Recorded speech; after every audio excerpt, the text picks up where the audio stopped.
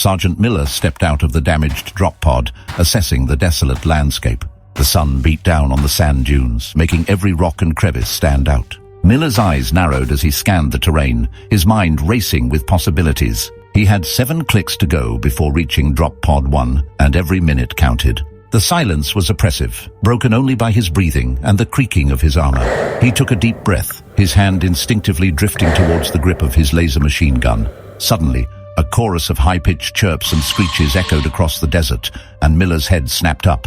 A wave of alien creatures emerged from behind the dunes, their bipedal forms disfigured, their scale armor glinting in the sunlight. Miller's eyes locked onto the first of them, his finger tightening on the trigger. The laser machine gun roared to life, its energy cell humming as Miller swept the beam across the advancing wave. The first shot caught an alien in the midsection, burning a smoking hole through its scales. The creature let out a deafening screech as it stumbled and fell. Miller's next shot hit another brute, severing its leg at the knee joint, and it tumbled to the ground. His laser machine gun danced as he blasted through the incoming wave of aliens. One creature's head exploded in a shower of gore and bone fragments. Another was hit in the abdomen, its body bursting in a mess of blue blood and entrails. The chirping of the aliens grew louder, more frantic as they closed in, but Miller kept firing.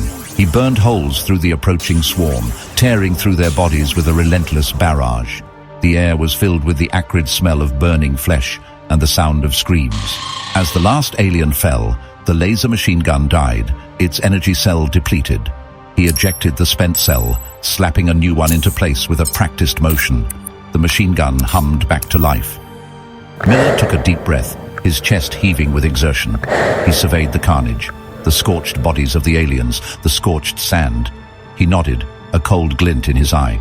"That's just the start," he muttered, shouldering his rifle and continuing his trek. The desert stretched out before him, an endless expanse of sand and rock. Miller pushed on, his rifle at the ready, scanning the horizon for any sign of trouble. He would reach drop pod 1, no matter what obstacles, horrors, or monsters stood in his way.